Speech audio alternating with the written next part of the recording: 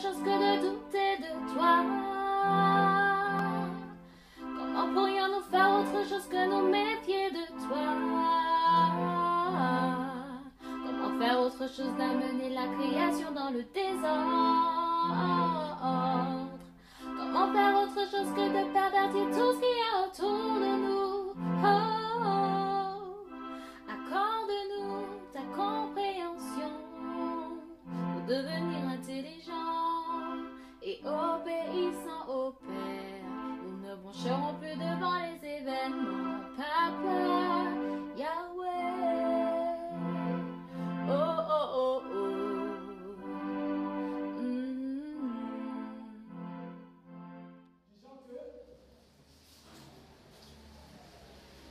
Disons que l'identité masculine, vous savez pourquoi j'ai une identité masculine? Parce que je n'aime plus le petit homme. Parce que l'homme, en réalité, c'est le créateur. L'homme, c'est le créateur. Vous convenez avec moi que quand parfois vous faites affaire à quelqu'un qui est physiquement musclé, grand détail, souvent on dit ça, c'est l'homme. Souvent, quand vous avez affaire à quelqu'un qui peut manger, tu m'as mis des gars, il dit ça, c'est l'homme.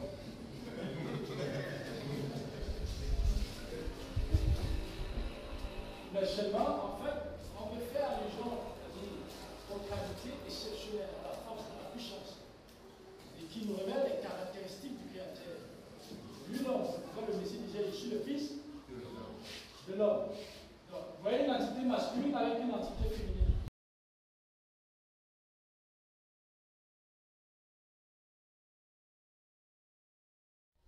Et qui chante à l'absolu dépendant de cette conscience.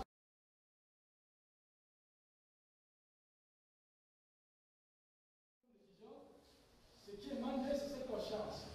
Seulement le processus. Ouais, il y a une dimension de pénétration, il y a la dimension de conception qu'on peut situer à ce niveau. Vous avez la dimension de pénétration, c'est-à-dire l'entité réceptacle, qui reçoit la semence du donneur. Et ici, il y a la dimension conception. Et après la conception, il y a la dimension de reproduction.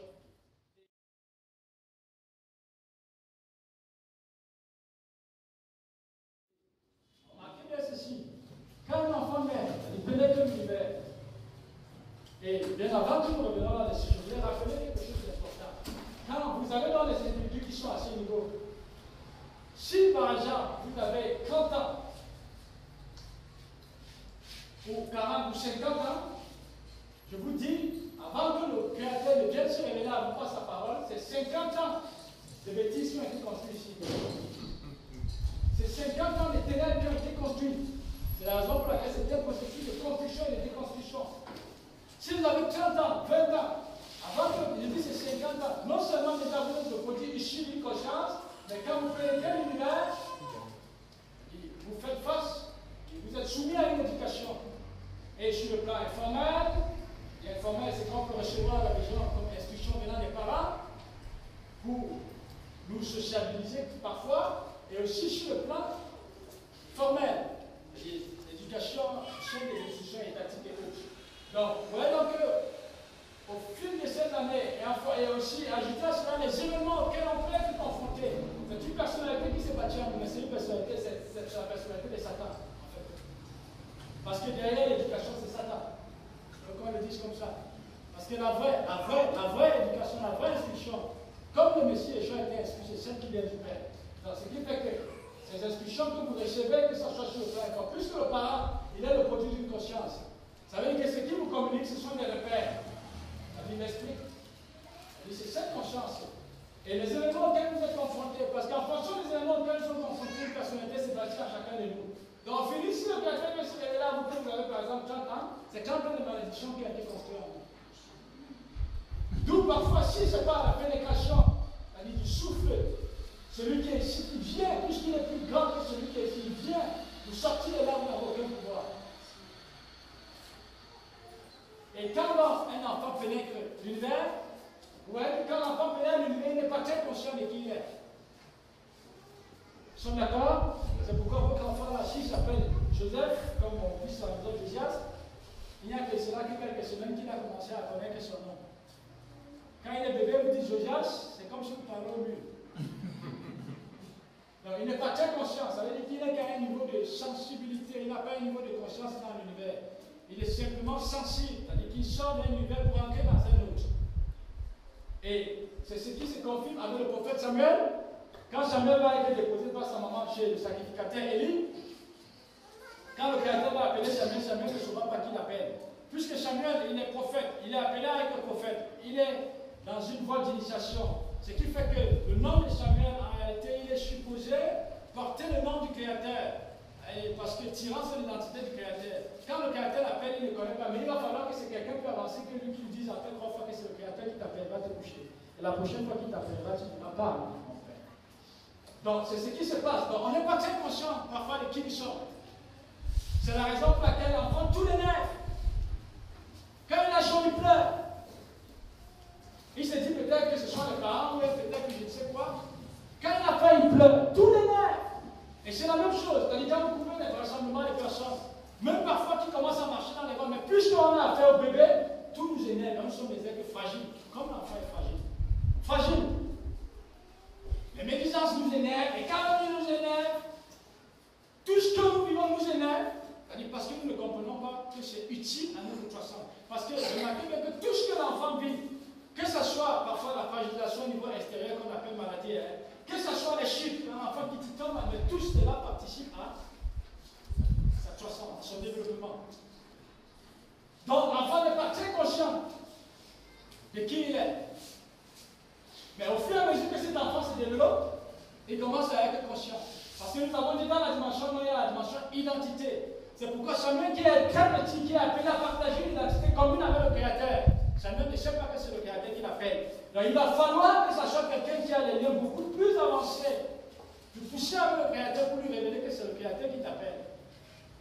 Et c'est pourquoi quand vous rentrez même dans les Écritures, je le disais encore hier, très instructif pour moi, très instructif, parce que le Père me donne l'avantage de comprendre la vocation du Messie n'est pas séparée de la nôtre. Regardez Jean le Baptiste. C'est lui qui révèle le Messie à ses frères. La plupart des disciples du Messie sont les disciples des gens. Mais il a dit, mais je vous ai dit que je ne suis pas le Messie. Mais nous voilà. Et ils vont suivre le Messie. Et après ça, qu'est-ce qui se passe? Je pense que ça sera André qui va aller dire à son frère Simon Pierre, mais nous avons vu celui dont Moïse parle. C'est André qui va montrer la route à son frère. C'est pour dire quoi? Que chacun de nous ici, nous sommes tous appelés à être dépositaires des caractéristiques du Créateur au travers duquel le Créateur se révèle. Et le Messie lui-même, après ça, c'est lui-même le Messie qui va aller appeler qui? Philippe. Pour nous révéler que non, la vocation du Messie n'est pas séparée, c'est lui-même qui appelle Philippe. Et après le Messie, c'est Philippe lui-même qui va aller appeler, je pense, Nathanaël. Et si vous voyez la connexion, c'est-à-dire pour nous révéler que le disciple en réalité n'est pas dissocié du maître, puisque le disciple tire sur l'identité du maître.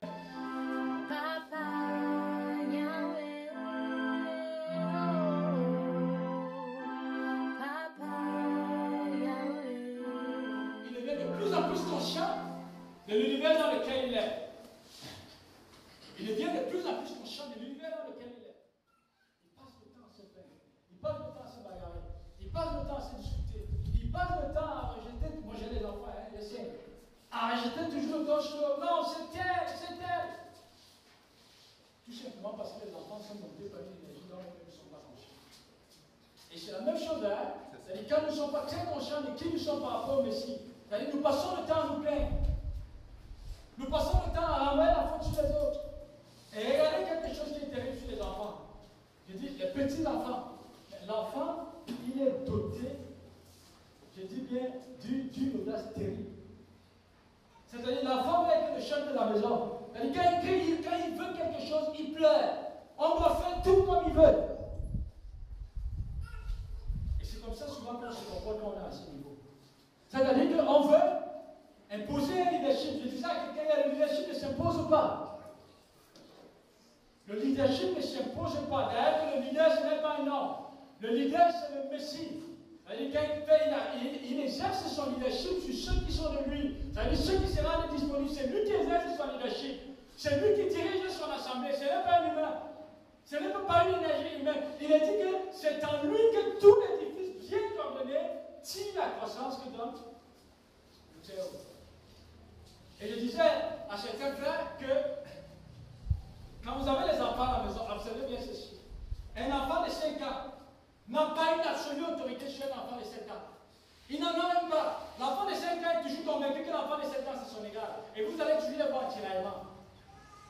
L'enfant de 5 ans, même l'enfant de 10 ans, il faut qu'il ait au moins 7 à 10 ans en montant d'écart pour qu'il y ait une réelle autorité qui s'établit. C'est pourquoi vous voyez qu'un enfant qui a 10 ans, il n'est pas un enfant de 6 ans, il ne peut pas constituer un repère pour lui.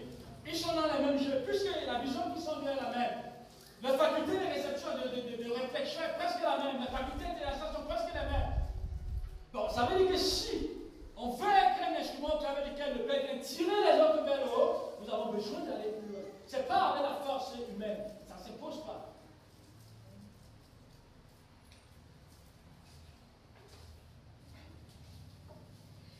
Ici, nous avons le Messie. Yeshua, Yeshua, Yeshua, Yeshua, Yeshua, Yeshua, Yeshua, Yeshua. C'est celui qui vient tirer, c'est celui qui vient donc tirer l'homme de cet état. Parce qu'il est dit que par un seul homme, le salut pénètre l'univers. C'est-à-dire les hommes qui se retrouvent dans un état pareil.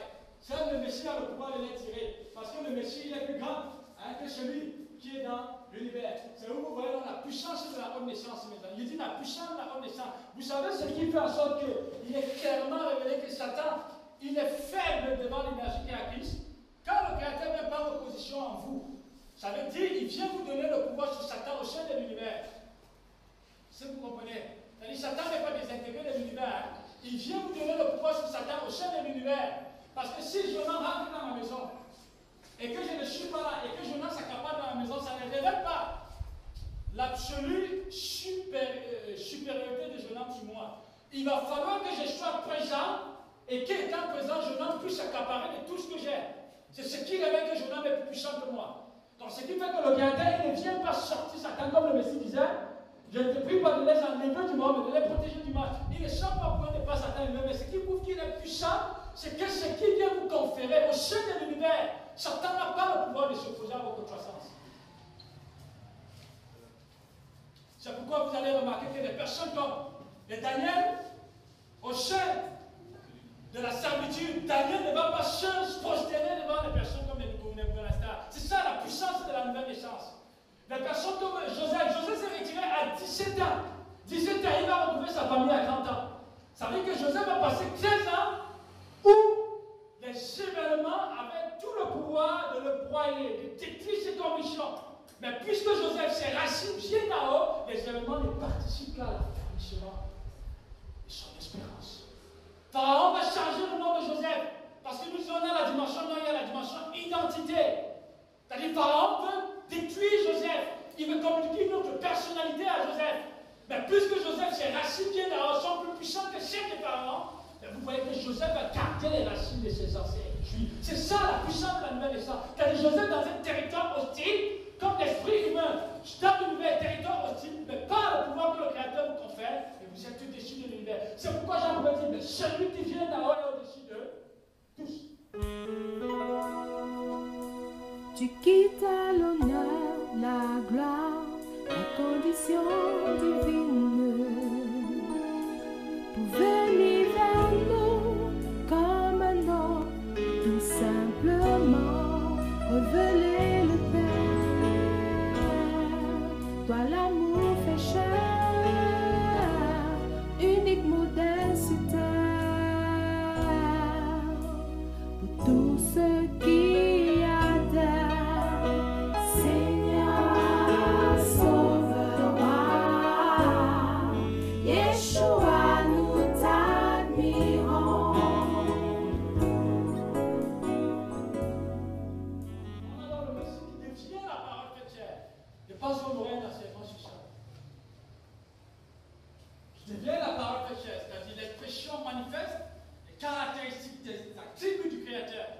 le Messie. Et il nous révèle clairement ce à quoi nous sommes destinés. Parce que le Messie ne révèle même pas l'absolu de lui-même. Je ne veux pas rentrer là parce que je pense que par la grâce du bon, on aurait un enseignement là-dessus. Ce que le Messie révèle, c'est la personne que le Créateur vient de donner à chacun de nous. Et encore moins l'absolu de son Père.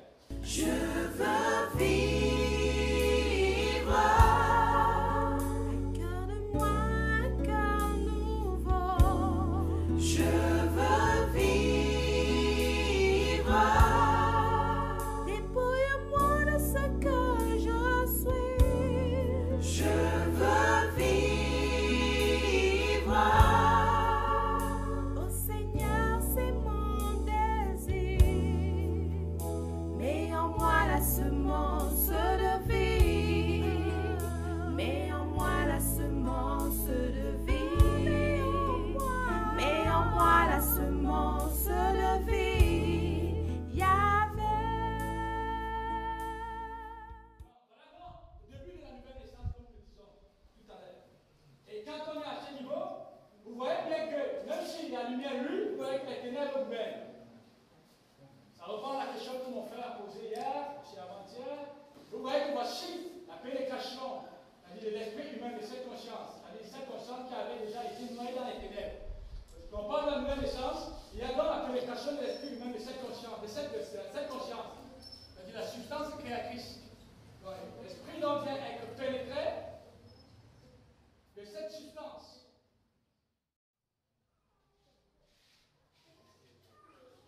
Mais je dis quelqu'un qui est à ce niveau, c'est quelqu'un qui fait chemin retour. Parce que quand on dit comme ça, quelqu'un peut être en dehors du mystère de la vie, mais oui, je suis dans la lumière. Je dis ici, à ce niveau, plus que nous avons dit tout à l'heure, que la semence de lumière est créatrice puissante. Ça veut dire quelqu'un qui est à ce niveau, c'est vraiment quelqu'un qui commence à faire chemin retour. Et de manière progressive, donc, vous voyez que la substance qui vient d'en haut est pas de l'âge. C'est-à-dire tout comme nous avons dit tout à l'heure, par rapport aux enfants. Au fur et à mesure que l'enfant se développe, il commence à avoir un rendement important. Parce qu'avant que l'enfant atteigne, par exemple, à ce niveau, le rendement de l'enfant est nul à la maison. Et il ne pense qu'à manger, il ne pense qu'à pleurer, à faire ceci, à faire ça, à boire, dormir. En réalité, il n'a qu'une charge. Mais au fur et à mesure que l'enfant se développe, il commence à faire même les petits travaux dans la maison. Donc, ça nous donne simplement les au fur et à mesure que vous vous développez aussi dans le royaume. Vous vous développez, vous commencez à être utile. Et à un certain niveau, le Père commence à se servir de vous. Parce que c'est plus vous. Vous rentrez dans cette dimension comme nous disons que c'est plus vous qui vivez, mais c'est le Messie qui commence à prendre votre dimension. Il faut grandir.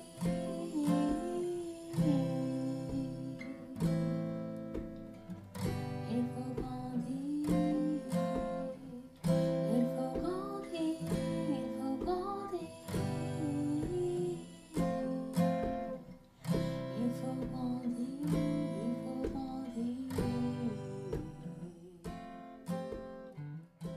Et vous commencez, vous êtes là vraiment dans le processus de devenir la parole faite chair. Donc, ce qui fait que vous voyez qu'il y a une prédominance, c'est-à-dire de la caractéristique du créateur sur la caractéristique des démons. C'est la raison pour laquelle vous voyez que cette force qui est là, elle étouffe, elle sèche, même s'il faut le dire comme disait le frère, elle sèche, même, c'est-à-dire cette semence qui est impure. Et vous commencez donc à être utile. Donc, tout comme dans le monde, quand un enfant se développe, au fur et à mesure qu'il se développe, il peut être utile dans la maison. Il peut déjà mettre parfois l'eau à papa à la douche. Comme il peut aider maman même parfois à la cuisine.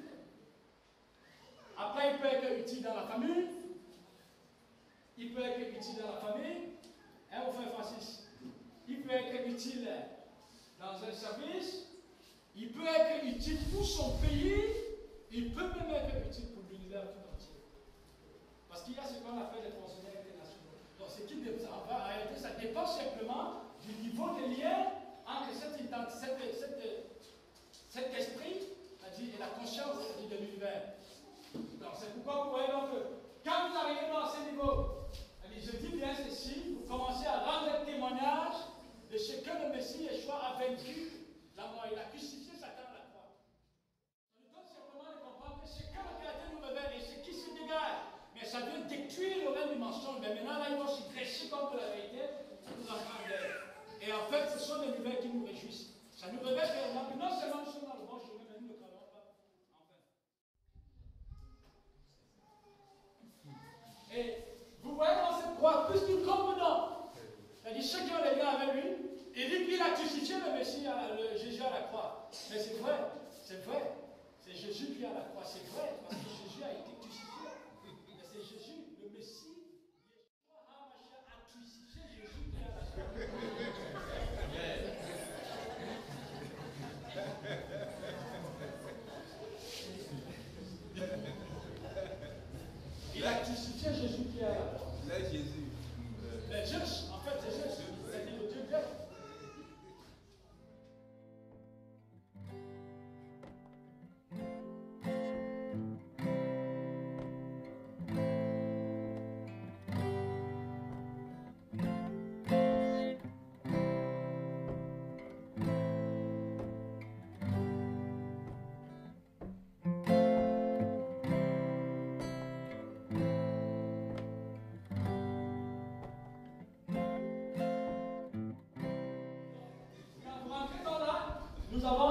esprit pur. Il dit un esprit qui atteint la maturité. Il y a un esprit au travers duquel on ne trouve plus les craintes de Satan, comme nous le disons tout à l'heure. C'est-à-dire un esprit qui rend témoignage dans toute sa plénitude de la puissance, de la grandeur, de la bonté du Créateur. Un esprit qui est l'expression manifeste de l'héritage auquel le Créateur destine les humains. Et ça s'accomplit dans ce qu'on appelle le grand Shabbat, tout est pur, ceux qui sont purs.